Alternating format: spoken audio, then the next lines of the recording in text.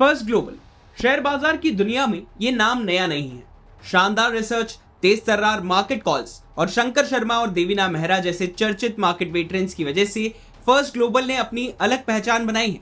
लेकिन अब इसी फर्स्ट ग्लोबल के पीएमएस कारोबार से एक ऐसी तस्वीर सामने आ रही है जो चौंकाने वाली है। पिछले करीब 2 साल में कंपनी का पीएमएस AUM आधे से भी ज्यादा घट चुका है। सवाल सिर्फ AUM घटने का नहीं है, सवाल यह है कि आखिर ऐसा क्यों हुआ। पहले आंकड़ों का गणित समझिए। 30 जून 2023 को फर्स्ट ग्लोबल फाइनेंस के पीएमएस कारोबार का AUM करीब 331.5 करोड़ रुपए था। इसके बाद AUM में अच्छी ग्रोथ देखने को मिली।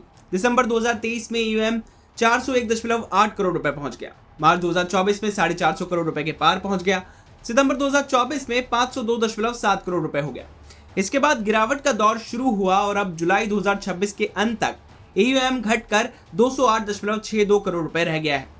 गिरावट का हिसाब सितंबर 2024 के 503 करोड़ रुपए के पीक से तुलना करें तो AUM में तकरीबन 58.5% की भारी गिरावट आ चुकी है। यानी महज 1.25 साल के भीतर फर्स्ट ग्लोबल के पीएमएस कारोबार की एसेट आधी से भी कम रह गई है।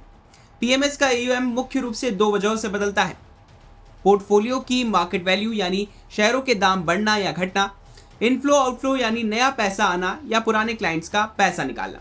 इसलिए सिर्फ AUM गिरने से यह नतीजा निकालना सही नहीं होगा कि पूरा नुकसान खराब परफॉर्मेंस की वजह से हुआ।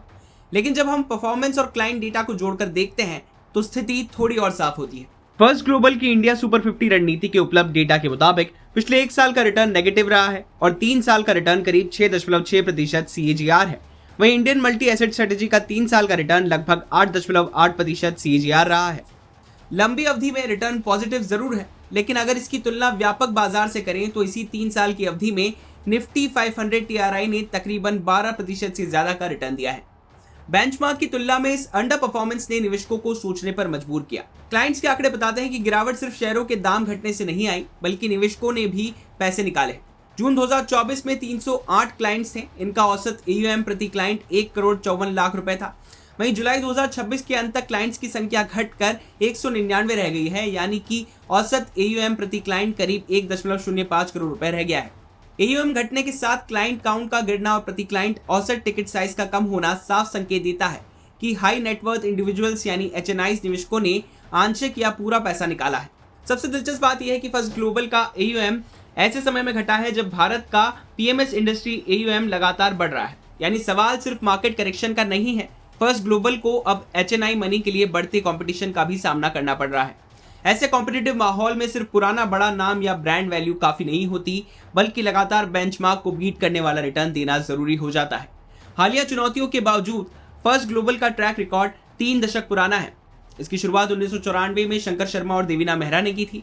आधिकारिक डिस्क्लोजर के अनुसार वर्तमान में देवीना मेहरा कंपनी की फाउंडर एंड CMD है, जबकि नीरज खन्ना CEO के रूप में जिम्मेदारी संभाल रहे हैं। वहीं शंकर शर्मा कंपनी के को-फाउंडर और चीफ ग्लोबल स्ट्रेटेजिस्ट के तौर पर जाने जाते हैं। फर्स्ट ग्लोबल के सामने अब सबसे बड़ी चुनौती अपने पीएमएस कारोबार में फिर से ग्रोथ हासिल करने की है। क्या बेहतर पोर्टफोलियो परफॉर्मेंस के दम पर पुराने क्लाइंट्स का भरोसा वापस जीता जा सकेगा? क्या नए क्लाइंट एक्विजिशन के जरिए AUM फिर से 500 करोड़ रुपए के पार पहुंचेगा? क्योंकि पीएमएस इंडस्ट्री का एक ही नियम है, पैसा वही मैनेजर खींच पाता है जो बदलती बाजार परिस्थितियों में लगातार बेहतर रिटर्न और रिस्क मैनेजमेंट साबित करे। फर्स्ट ग्लोबल के सामने अब यही सबसे बड़ी परीक्षा की घड़ी है। बिजनेस जुड़ी बाकी तमाम खबरों के लिए आप देखते रहिए विस्तार।